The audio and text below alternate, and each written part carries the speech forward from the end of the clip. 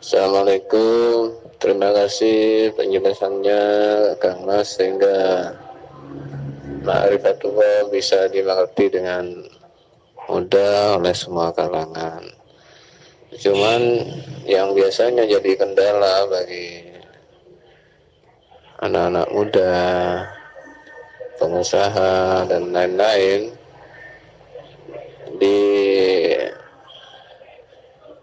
diyakini yang salah bahwa belajar makrifat itu bisa menjauhkan, dijauhi oleh dunia dan kenikmatan-kenikmatan duniawi lainnya. Padahal kita tahu para nabi yang ahli makrifat seperti Nabi Sulaiman itu kaya, para sahabat Abdurrahman bin Auf itu juga kaya, juga Syekh Ibnul Arabi yang tokoh Ma'rifat Wahdatul Wujud juga kaya. Syekh Abdul Aban Azazili itu juga kaya, bahkan raja. Juga Syekh Sunan Kalijogo juga kaya. Jadi mohon penjelasannya Kang Mas, agar tidak salah faham bahwa ma'rifatullah itu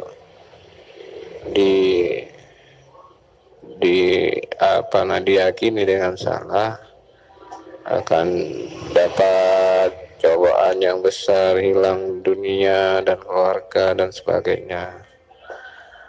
Mohon penjelasannya Kang Mas. Terima kasih. Junaidi, Jember. Assalamualaikum warahmatullahi wabarakatuh. Alhamdulillahirabbil alamin. Kang Junaidi dari Jember. Alhamdulillahirabbil alamin. Allahumma shalli ala sayyidina Muhammad wa ala ali sayyidina Muhammad. Rabbis rohli sodari wa yassirli amri wahlul 'uqdatam min lisani yafqahu qawli. Amin.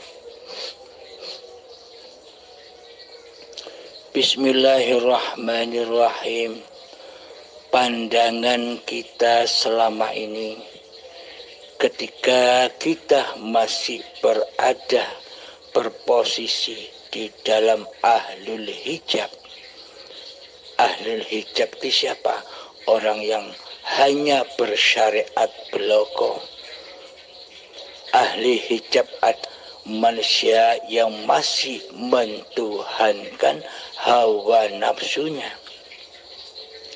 Maka hawa nafsu ini ditakut-takuti. Bila engkau mau belajar ilmu hakikat dan makrifat, apakah kamu sudah siap miskin? Apakah kamu sudah siap sengsara? Apakah kamu sudah siap gembel? Kebanyakan begitu. Nakut-nakutinya kebanyakan demikian. Memang sebenarnya untuk belajar ilmu hakikat dan makrifat ini pun wajib meninggalkan semua itu. Tanpa meninggalkan semua itu, maka tak akan pernah bisa makrifat kepada Allah. Maksudnya bukan meninggalkan secara syariat. Yang ditinggalkan itu adalah keadaan kondisi hatinya. Allah kan hanya memandang kondisi hati manusia. Yang mana yang bertuhan dan yang mana yang mensekutukan Allah. Jadi bukan tatanan syariatnya. Jadi anggapan manusia untuk bermakrifat kepada Allah itu meninggalkan dunianya, meninggalkan apa-apa yang dimilikinya. Sesuai banyak cerita-cerita para aulia Allah zaman dahulu meninggalkan kekayaannya, meninggalkan kerajaannya, meninggalkan anak istrinya, meninggalkan semua apa-apa yang dimilikinya, lalu lari ke dalam hutan, ke gua-gua, ke gunung-gunung untuk berkholwat, bertapa, mencari Tuhannya. Inilah kebanyakan yang dilakukan oleh para wali-wali zaman dahulu. Akan tetapi bagi kita yang sudah ada di zaman modern ini, tidak usah pakai contoh yang seperti itu. Percuma kita meninggalkan harta benda, meninggalkan anak istri, kita keluar ke hutan-hutan, ke gunung-gunung, tapi kondisi hati kita masih ingat rumah, masih ingat istri, masih ingat anak, masih ingat harta. Percuma, meskipun dohir syariat kita ada di hutan bertapa, di gunung bertapa, tapi keadaan kondisi hati masih ada di rumah, masih ramai. Percuma. Jadi tidak sampai kepada apa yang dicarinya.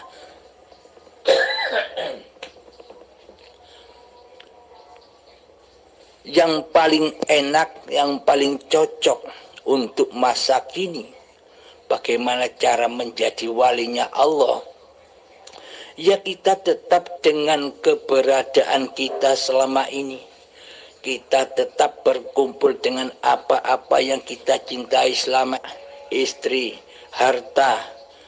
Dan kita tetap melakukan apa-apa yang kita lakukan selama ini, syariat-syariat agama kita ya lakukan saja. Akan tetapi yang dirubah adalah kondisi hatinya. Sepinya hatinya dari makhluk. Meskipun kita kumpul, meskipun keberadaan badan-badan ini di tempat keramaian, tapi hati kita sunyi. Kondisi hati kita sepi malam dari makhluk. Yang ada hanya hidup ini Allah yang memberankan badan dan yang memberankan apa-apa yang ada di luar badan.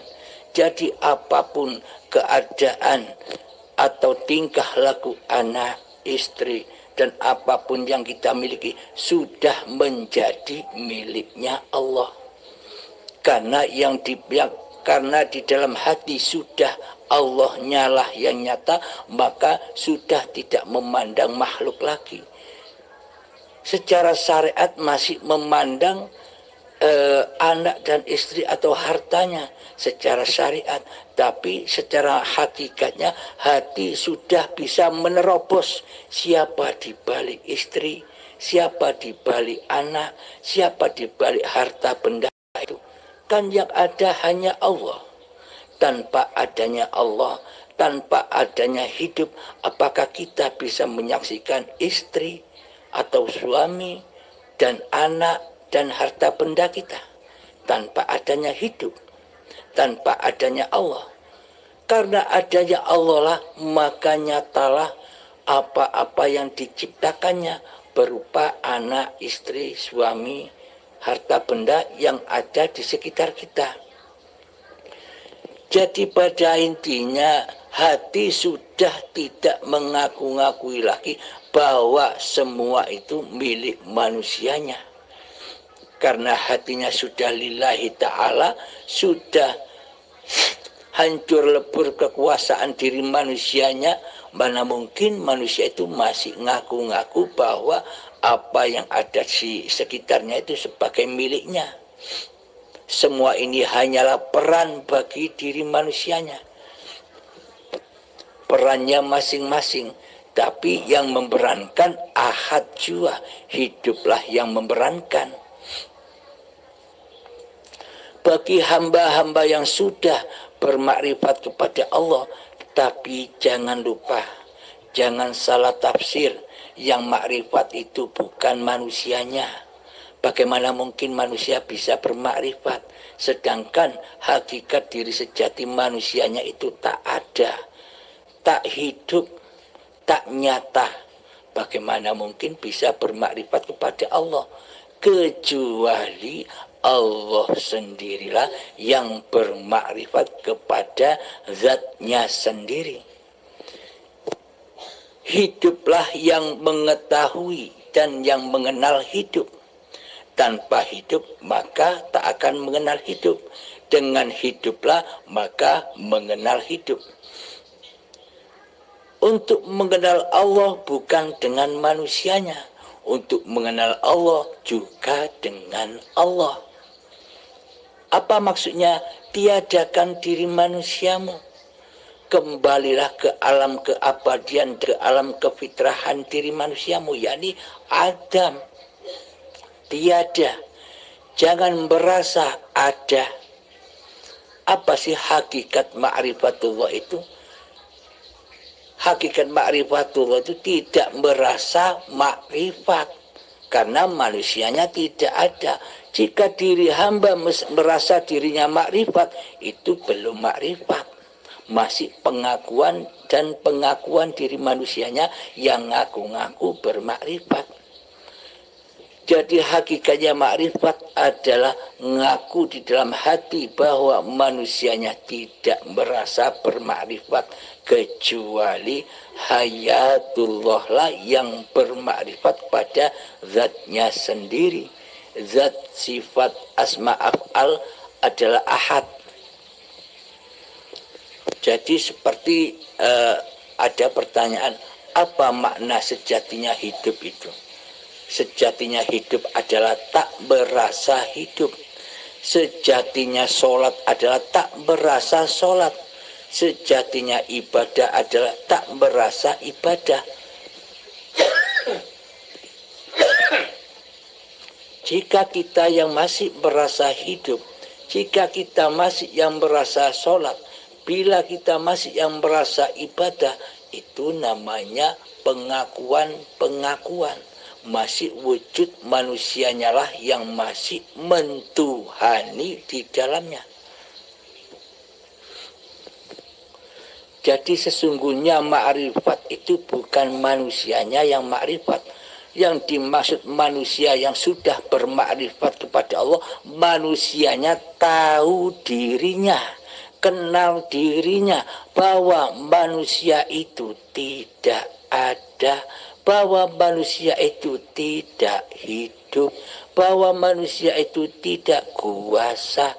Inilah yang dimaksud ma'rifatnya manusia kepada hakikat diri sejati manusianya. Man arafa nafsahu, barang siapa mengenal diri manusianya, faqad arafa rabbahu, maka nyatalah Tuhannya.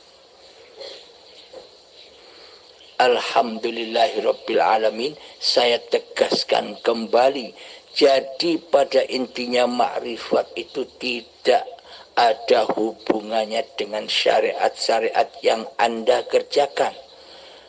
Tinggal merubah kondisi hatinya. Selama ini yang berperankan manusianya. Tinggal dirubah kondisi hatinya. Sekarang ketika kita sudah mengenal bahwa hidup ini bukan hidup manusianya, maka nyatalah hayatullah. Jadi berlakulah seperti biasanya. Biasanya sholat 5 waktu, ya sholat 5 waktu. Perbaiki sholatmu. Dulu di dalam hati linafsi, sekarang bisa lillahi ta'ala. Bisa mi'rad langsung kepada Allah. Yakni apa yang dimaksud mi'rad? Tidak mengaku-ngaku bahwa dirinya lah yang bisa sholat. Yang mensolatkan hanya Allah, hanya hidup. Inilah yang dimaksud as-sholatu mi'rajul mu'minin. Apakah hanya di sholat saja kita bisa mi'raj? Tidak. Bila sholatnya, sholat kan induk dari segala induk ibadah. bila di dalam sholatnya bisa mi'rad kepada Allah, yakni hamba tidak merasa yang berkuasa atas sholat, maka di luar sholat pun hamba bisa bertemu dengan Tuhannya. Namun jika di dalam sholatnya saja mensekutukan Allah dengan dirinya, hamba yang merasa bisa sholat, hamba yang bisa merasa takbiratul ihram, hamba yang merasa bisa berdiri, rukuk dan sujud, maka di luar sholatnya pasti mensekutukan Allah. Selama hidupnya selalu mensekutukan Allah dengan dirinya. Jadi itulah hakikatnya dosa. Seperti itu dosa itu bisa Anda rasakan. Dikala hati ini masih yang wujud hambanya yang mentuhani seluruh aktivitasnya badan, itulah dosa, nyatanya dosa. Nah, dulu Anda belum pernah melihat, mengenal dosa, sekarang Anda sudah tahu apa dosa itu hakikatnya. Dosa itu adalah ketika manusia mensekutukan Allah dengan dirinya di hatinya. Apapun yang dikerjakannya, biarpun kelihatannya manusianya sholat, ibadah, puasa, haji, dan lain sebagainya, tapi hakikatnya tetap berdosa. Bila yang wujud di hatinya masih diri manusianya sebagai Tuhan, sebagai penguasa, sebagai rajanya hati. Sementara Allah pencipta dirinya ditiadakan kewujudannya, digoibkan kehidupannya, ditiadakan kekuasaannya di hatinya selama ini. Inilah hakikat yang dikatakan dosa itu. Terus apa makna hakikatnya pahala di sisi Allah? Di sisi manusia pahala itu gaib, tak ada. Pahala gaib kok dicari-cari, padahal tidak tahu apa itu pahala. Mengerjakan ibadah, mengerjakan sholat demi imbalan pahala, padahal tidak tahu apa pahala itu. Gaib kok dicari. Nah, maksud pahala di sisi Allah itu adalah ketika hati sudah tidak mensekutukan Allah lagi dengan diri manusia kita. Yang ada hanya Allah, hidup ini Allah. Ketika sudah nyata bahwa hidup ini Allah di hati manusia, itulah yang dimaksud pahala. Nyata bukan? Tidak gaib bukan? Sudah nyata. Jadi Islam di sisi Allah itu sangat nyata, sangat logika, bukan angan-angan. Inilah yang dikatakan agama itu, yakni ma'rifatullah, mengenal Allah, siapa Allah itu. Inilah yang disebut manusia-manusia yang sudah beragama di sisi Allah. Hatinya selalu selamat dari memandang selain Allah. Jadi yang dipandang, yang disaksikan hanyalah Allah di hatinya. Ketika duduk, hati menyaksikan Allah lah yang mendudukkan badan. Ketika berdiri, hatinya sudah menyaksikan bahwa Allah lah yang memberdirikan badan. Dulu kan nama kita yang kita sebut. Halim yang duduk, Halim yang berdiri, Halim yang berjalan, Halim yang sholat, Halim yang beribadah, semuanya serba nama manusianya. Karena manusia masih mensekutukan Allah dengan Tuhannya. Inilah yang dimaksud hakikat pahala di sisi Allah itu. Yakni hati sudah taubat dari mensekutukan Allah dengan dirinya. Hati sudah taubat bahwa hidup ini Allah, bukan hidup manusianya. Karena manusia tak punya hidup. Logikanya begini. Anda sholat, Anda beribadah, katakanlah Anda dengan hasil sholat dan ibadah Anda itu, Anda dibayar dengan 10 juta. 10 juta Anda mau menebus pahala. berupa saya punya sepeda motor di rumah saya seharga 10 juta. Anda mau membeli sepeda motor saya ini, ibarat sepeda motor saya ini adalah pahala. Ketika Anda datang ke rumah membawa amal ibadah Anda, membawa uang 10 juta, mau nebus pahala atau nebus sepeda motor saya. Ketika saya tidak ada di rumah, apakah Anda bisa bawa pulang motor itu tanpa Anda ketemu dengan saya sebagai pemilik motor, sebagai pemilik pahala? Kan tidak mungkin Anda bisa membawa pulang motor itu, atau Anda akan mendapatkan pahala sebelum Anda bertemu dengan si pemilik pahala, sebelum Anda bertemu dengan uripe Allah. Karena uripe Allah itulah hakikatnya pahala. Bila sudah nyata bahwa hidup ini Allah, itulah yang dimaksud pahala. Apapun yang terjadi atas amalnya badan ini, semuanya akan masuk di dalam amal yang soleh. Karena yang terjadi amal itu karena af'alullah, bukan af'al manusianya. Bila yang terjadi dalam kondisi hati bahwa ini af'alku sendiri, af'al manusianya, itulah dosa.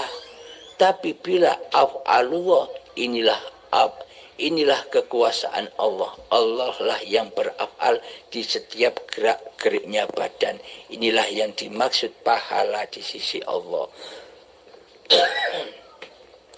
Pada intinya dosa itu adalah ketika kondisi hati mensekutukan Allah dengan diri manusia kita. Itulah dosa. Sedangkan pahala, hakikat pahala adalah ketika hati sudah taubat dari mensekutukan Allah dengan diri kita, sudah dipersembahkan lagi kepada bahwa hidup ini Allah, hambanya sudah Adam, yang ada hanya Allah. Inilah yang dimaksud pahala di sisi Allah.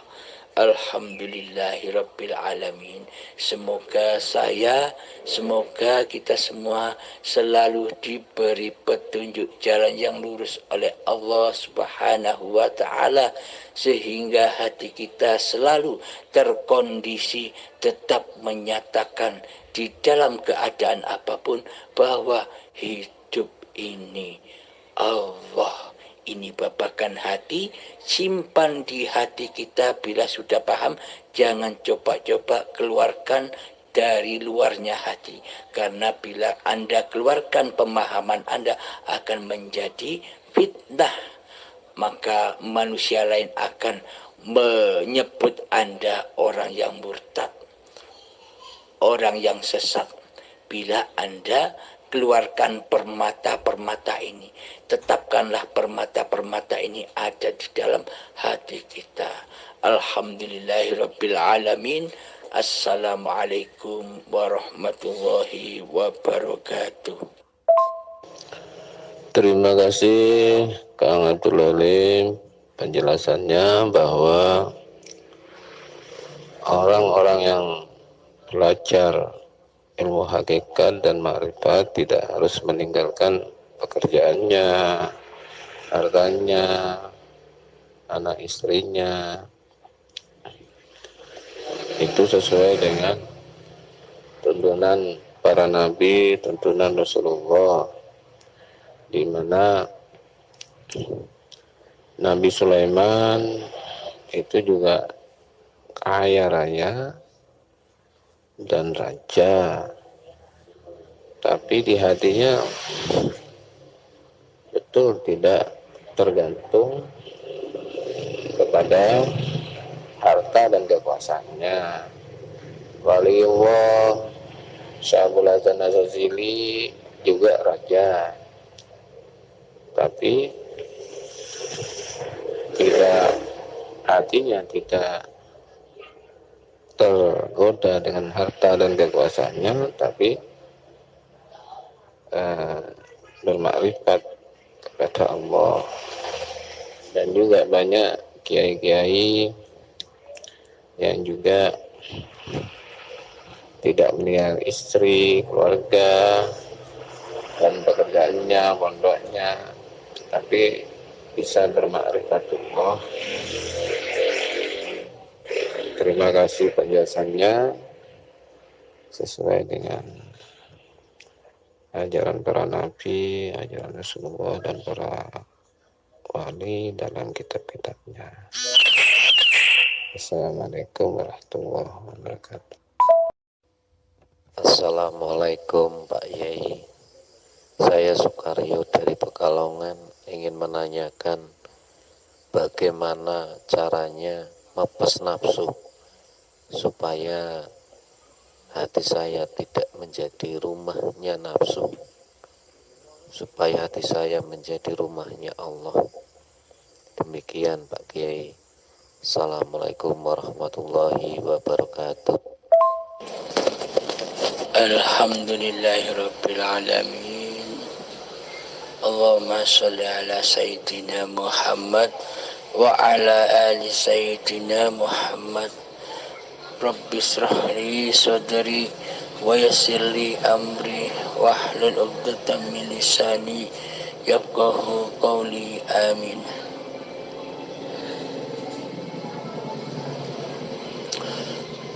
Untuk mepes nafsu, untuk ngepres hawa nafsu agar tidak mentuhani di dalam kehidupan dan badan ini memang amatlah sulit. Jadi mohon pertolonganlah kepada Allah yang mencipta hawa nafsu. Jadi sering-seringlah bertafakur, sering-seringlah mendiamkan diri dikalah keadaan apapun, baik ketika duduk. Nah, untuk melatih zuhud atau khalwat atau semedi itu ada dua cara. Cara yang pertama, zuhud secara khusus, yakni setiap malam kita melakukan semedi atau duduk tafakur bersila, pejamkan mata, tangan telapak tangan dihadapkan ke atas, di atas lutut. Disitulah belajar mengheningkan cipta-cipta diri manusia kita, menenggelamkan hayat manusianya ke dalam hayatullah, tenggelamkan terus, jangan sampai muncul hayatun nas, tenggelamkan terus hingga nyata hayatullah. Jadi latihannya demikian. Di saat melatih latihan zuhud secara khusus, dan bila berlatih secara umum, tempatnya ya di segala tempat dan keadaan di luar zuhud secara khusus. Apapun, contoh ketika besok kita bangun tidur, kita selalu mengingat, merasakan dengan rasa bahwa hidup Allah lah yang membangunkan badan. Ketika badan berdiri, bahwa hidup Allah lah yang memberdirikan badan. Ketika kita berjalan menuju kamar mandi, hidup Allah lah yang menggerakkan, mendaya upayakan, mengikhtiarkan. Ketika mandi, kita berzuhud di sana. Di sana merasakan juga bahwa hidup Allah lah yang memandikan badan. Seperti halnya ketika kita waktu bayi, kita kan tidak merasa bisa mandi sendiri, tapi kita mandi waktu bayi. Siapa yang memandikan? Ya hidup yang ada pada kedua orang tua kita. Jadi rasakanlah bahwa hidup ini Allah. Kendaraannya hanya rasa, merasakan bahwa hidup ini Allah. Ketika apapun, ketika melihat, nyatakan bahwa yang melihat ini adalah hidupnya Allah. Semuanya serba lillahi ta'ala. Karena sejatinya siratal mustaqim itu tidak sempit dan kecil seperti anggapan orang-orang umum, seperti anggapan orang-orang syariat. Siratal mustaqim itu ternyata amat sangatlah luas. Ketika bangun tidur itu siratal mustaqim, ketika berdiri itu siratal mustaqim, ketika berjalan itu siratal mustaqim, ketika mandi itu siratal mustaqim, ketika sholat itu siratal mustaqim, ketika beribadah itu siratal mustaqim. Di mana kita bisa bertemu dengan bahwa hidup inilah Allah yang menggerakkan apapun gerakan badan. Berarti sampailah kita melewati jalan yang lurus, sampailah kita melewati siratal mustaqim, yakni bertemu dengan Allah, yakni hidup ini Allah. Jadi siratal mustaqim itu sangat amatlah luas, seluas kehidupan kita, seluas kehidupan ini. Jadi pada intinya apapun keadaannya, bila kita di situ, di dalamnya tidak bertemu dengan hidup ini Allah, melainkan hidup ini hidup manusianya, maka terjatuhlah hamba ke bawah siratal mustaqim. Apa itu? Jahanam, neraka jahanam, yakni hati yang keras melebihi kerasnya batu. Itulah bahan bakarnya neraka. Kita disiksa terus di dalamnya bila kita tidak bisa melewati, menapaki siratal mustaqim. Maka dari itu pahamilah oleh kita semua bahwa siratal mustaqim itu adalah jalan yang lurus, gimana cara hati bisa bertemu Allah, yakni dengan rasa hidup ini Allah. Itulah jalan yang lurus, jalan menuju Tuhan, jalan menuju Allah. Jadi intinya jalan yang lurus itu mempanahkan, mentiadakan diri manusia kita yang berdaya upaya di dalamnya. Alhamdulillahirabbil alamin. Semoga bisa dipahami.